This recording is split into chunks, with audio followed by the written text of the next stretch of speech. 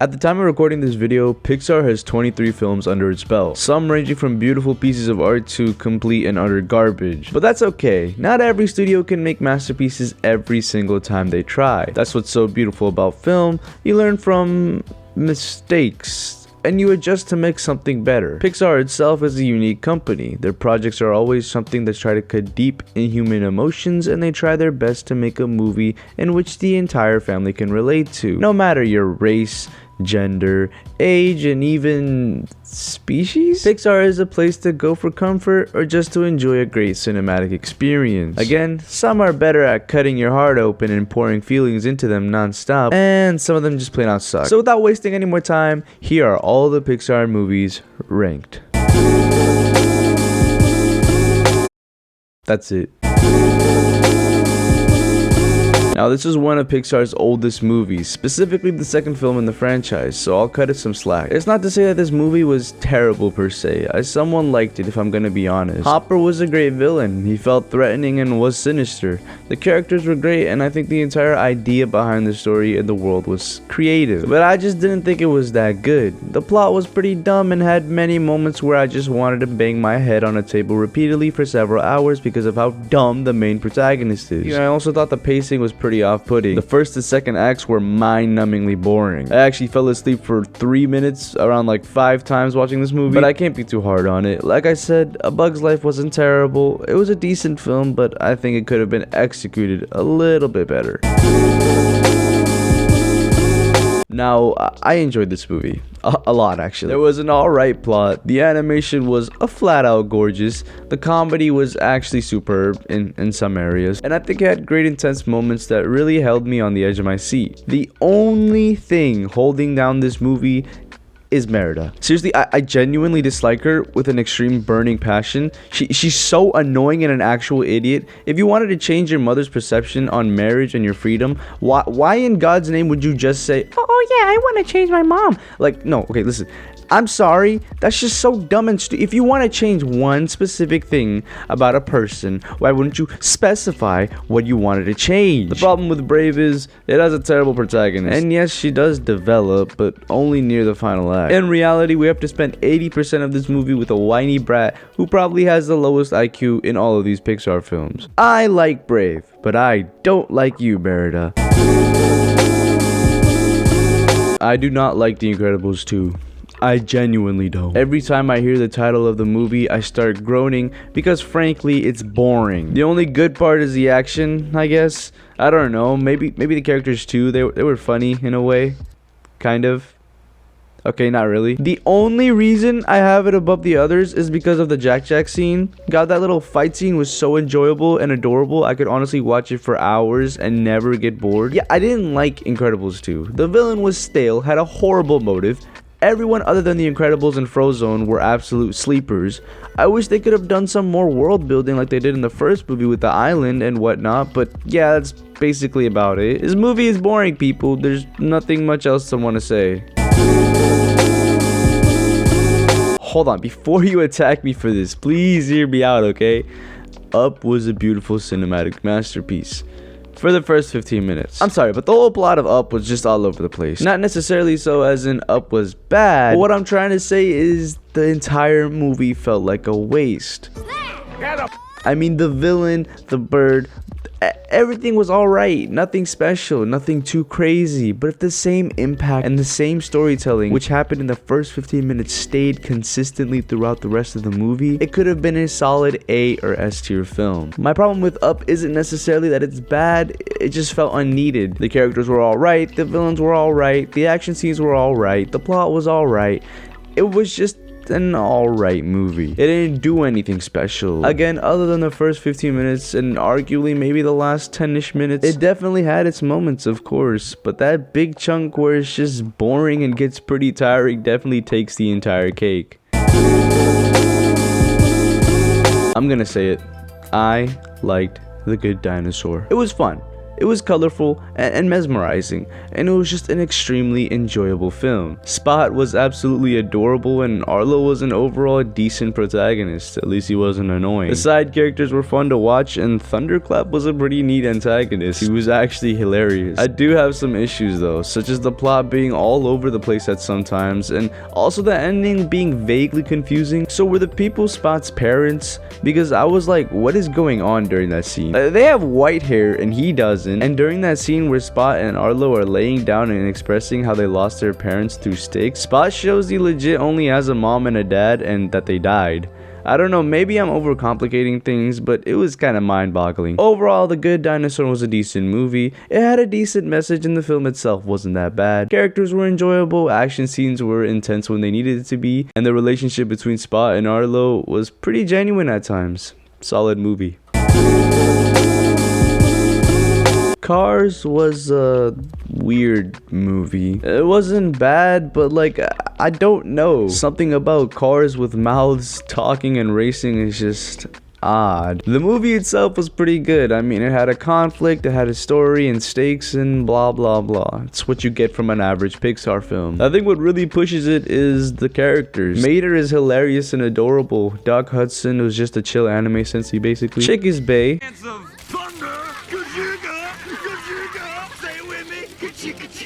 And Sally was great for Lightning's development. I also really like the two tire guys. I forgot their name. The movie itself was unironically funny as well. I think it was just the fact that they were cars. I don't know. All I'm gonna say is the film was decently made. The concept was weird, but Pixar kind of made it work, I guess. And the final race was really nice and heartwarming. It also has one of the most iconic openings of any movie in cinematic history. Focus. Speed. I am speed. Which I think is pretty impressive, judging from the fact that it's a movie about talking cars. Yes, I still can't come to terms with that.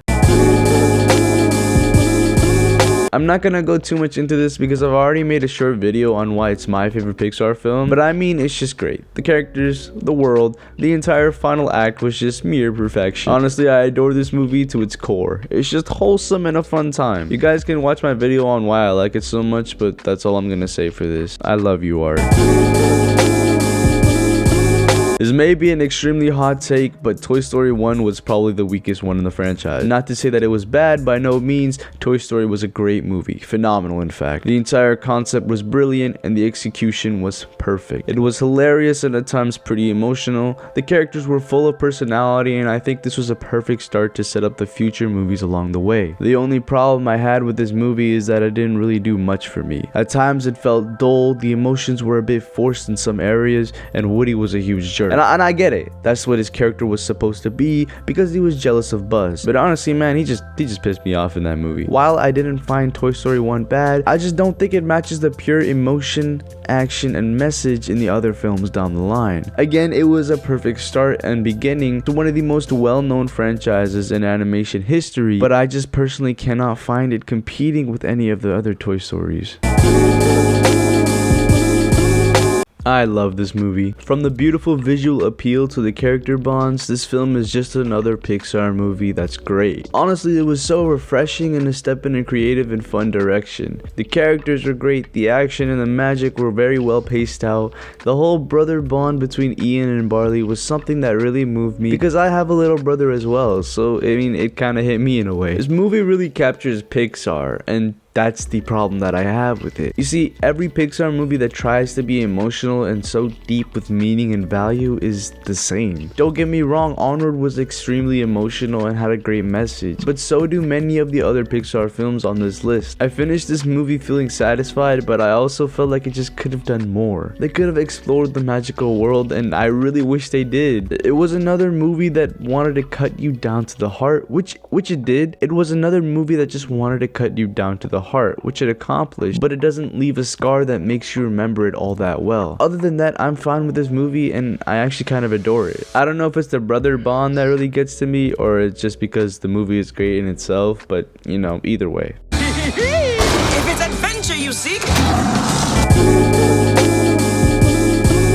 What a great ending to this franchise. You can really tell Pixar wasn't money hungry and actually went for a well fleshed out and a beautiful closing to this somewhat odd series. It's not some fabled tale of being an underdog and always being on top, rather a story of growth, development, and a new chance. This movie was fast-paced, fun, and genuinely emotional at times. Cruz talking about her past and her dream of being a racer, which was crushed because she was a woman, and the entire narrative of Doc Hudson passing away, both in the movie timeline and in real life, rest in peace Paul Newman, was an amazing yet tragic story which builds on the characters and the impact even more. McQueen isn't unlikable in this movie like he was in the first. He's extremely enjoyable and mature to where he fit the mood and the theme for this film almost to perfection. This was it. This is what Cars 1 tried to be. This is what it means to have a really wacky and weird concept and make it a fully fleshed out and impactful film. I loved Cars 3, and it was a great way to end off the series.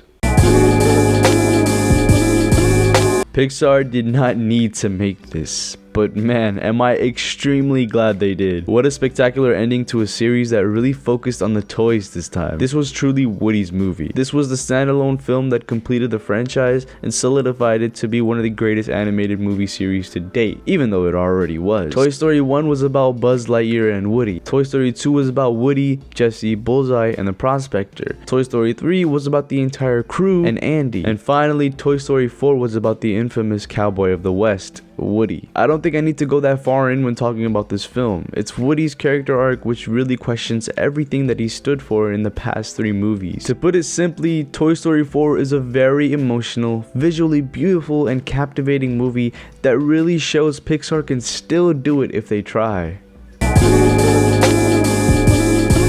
Now, I think it's safe to say that Finding Dory is one of the most charming and visually appealing Pixar sequels they've ever released. It's a great build-up on the world. The new characters they introduce are extremely enjoyable and well written, and Dory is such a great protagonist in this film, and I honestly couldn't believe it. I walked in on this movie thinking it would be Dory being overly obnoxious and annoying for 80% of the film, and that I wouldn't be able to stand watching it. And man, was I wrong. Dory was an extremely fun character to watch on screen. Sure, her short-term memory loss is extremely convenient in almost every single case, but I think that makes this movie even more charming because of that. The way this entire story unfolds and also has Marlin and Nemo in the background with a side mission was almost a parallel to Finding Nemo. You can't hate this movie. Sure, it may be a little obnoxious at times, but overall it's a pleasant, hilarious, and well thought out film which you can really tell was put in with heart and passion. If Pixar did this with every sequel, I think it could earn way more credit than it already does. This was a movie I fell in love with the instant the opening started playing. Right when the film starts, we're thrown in this imaginative and colorful chase scene, and it really grabs your attention for that split second. This project was the heart and soul of Pixar. This is a reason animation is beautiful. This is why art is amazing, because it can be expressed in so many ways, not just through humans or drawings, but even toys. If a movie can make you genuinely attached to toys, you know they're doing something right. The characters all have meaning. Lotso is a fantastic villain with such a good motive that gives him a meaning to his entire character. The score was one of my favorite things about this film. It made you really excited and amped up, but it could also bring you down to a cloudy and despaired mood in a matter of seconds. Thanks to the beautiful work of Randy Newman, this movie had full-grown adults and little kids on the edge of their seat every single moment. This movie couldn't have been more of a perfect ending, with our lovable cast saying their final goodbyes as they part ways with the kid that has stuck with them and us as an audience for the past 2 movies. Toy Story 3 is an absolute masterpiece, and I honestly would have been fine with it being the ending of the Toy Story franchise.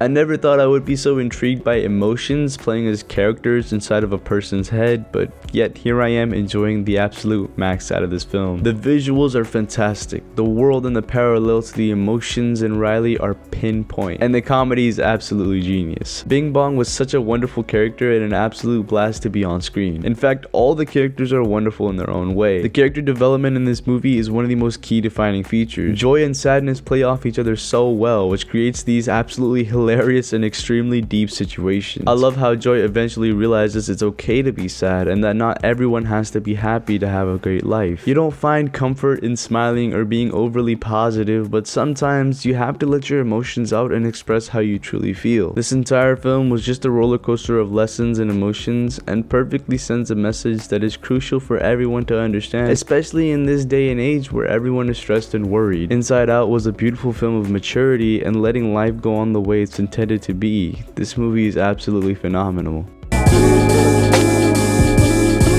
I love Monsters Inc. with a passion. It may or may not be because I have Monsters University as my favorite, who knows? No, seriously, the movie is solid on its own. The world is so immersive and the story is extremely touching. I'm not gonna lie, I didn't like Boo at first, but she grew on me the more I rewatched this movie. And I'm glad she did, considering she's the entire reason this movie happens in the first place. I really like Randy as an antagonist, especially after watching Monsters University and appreciating his character more after knowing he's not just some generic villain who has no motive to be evil at all, except for the fact that the movie needs him to be. Mike and Sully have an amazing bond that really work well with one another, and the little breakup they had near the final act was genuinely kinda sad. Again, it's this raw emotion that both the movies convey that just make it really special. And while Monsters University is my favorite out of the both, I can safely say that I know Monsters Inc. is the better one overall.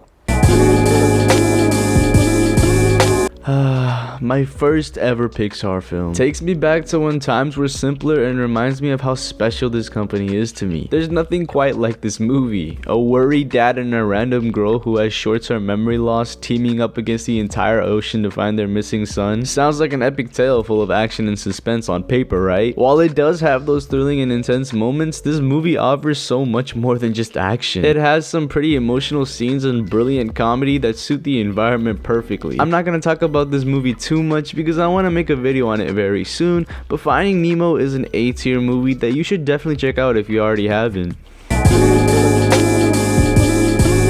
God, this movie is actually great. Who would have thought that Pixar would release such a banger out of nowhere and for no reason other than to flex that they can still make top-notch movies on us? Seriously, I adore this movie to the bone. The characters, the lesson, the symbolism, everything about this film is so good. There's this one specific part in the movie in the barbershop that makes it so wholesome and real. The dialogue is fantastic and flows like a genuine conversation. The environment is settling, and the entire intense mood of the whole story is stripped away for this moment of just humans being human. I think this scene right here is severely underrated as it represents black culture as well as it represents us as people. The piano scene was just such a beautiful and touching moment, and literally everything about this movie is almost perfection. I made a video on this a couple weeks ago, so check it out if you haven't, but Soul is the reason why I still have hope for Pixar. Don't hate me. I never watched WALL-E until like 2 weeks ago. Yes, I know I'm late, but okay, come on, please. WALL-E was the only Pixar movie I just never watched. To be honest, I don't know exactly why I put it out for so long. I guess I thought it just looked uninteresting and boring at first glance, but oh man, was I pleasantly wrong. Diving into this movie, I didn't know what to expect, but I got more than what I came for. The gorgeous animation, the storytelling without any dialogue, and on top of that, WALL-E is the most adorable thing in Pixar. Changed my mind. Wow. I don't care what you think, I am right. This movie was one of the most intriguing and lovable projects Pixar has made. I do not regret watching it whatsoever. I don't think there's anything you could say about this movie that will ever captivate what it really showed us as an audience. From over-the-top dramatic action scenes to moments where I've literally been brought to tears, Toy Story 2 will forever be the best to me. Introducing new lovable characters and challenging Woody's ideals in the first movie, this really is a wonderful film. I love this movie because this is where Woody shines, where he has to make a decision. I know I said this in Toy Story 4, but Toy Story 2 also takes a bit of that cake. He's not a complete asshole like he was in the first film. He's mature and has real consequences in his actions and decisions. The side missions from the other characters are extremely enjoyable and hilarious to watch, and the whole Buzz Lightyear confusion had me dying from how stupid yet charming it was. Wasn't this deluded? No back talk. I have a laser, and and I will use it. Jesse and Bullseye are great additions to the roster, serving as a counter by asking if what Woody believes in is right. Toy Story 2 is an excellent movie and the greatest one in the franchise, serving as an outlet for Woody's growth and shows the true meaning behind being a toy in the universe. Okay, going into the top 3, I'm gonna keep these short and simple because 1, you have to watch it for yourself if you haven't, which is why I'm including minimal yet sufficient information, and 2nd, because I'm getting lazy and my phone is about to burst into flames from editing so much, so yeah. I didn't like Coco at first. I thought it was cheesy and overly colorful and just extremely childish. I also formed that opinion when I was in 8th grade, so it's changed drastically. This movie really just does it all for you. Action, comedy, music, culture, and emotion. There's nothing more to say about this film other than that it's just perfect in almost every single way. The villain's twist works, the world of the dead is absolutely stunning, and the characters are just lovable. There's nothing wrong with this movie from what I see. It's an adorable and wholesome movie that can make kids laugh and adults burst into tears and vice versa. Coco exceedingly passed my expectations and I am so grateful that it did. Yes, the magnificent movie that really pushed Pixar's reputation through the roof. What am I supposed to say to this? Almost everyone on this planet knows it's great, and the numbers don't lie, folks. Ratatouille is such a breath of fresh air. It's honestly extremely refreshing to see such a beautiful and well-made movie about a rat and a human working together to make food. You can't tell me that the story is just entrancing with surprisingly well action scenes and a romantic air to it. Truly one of Pixar's greatest projects. Remy is an inspiration to all of us by showing that anybody has capabilities to do something, and Linguini is just extremely relatable to us, not just as a viewer but as a person as well. This movie was definitely made with love, care, and passion. This is the true way you make a movie, ladies and gentlemen.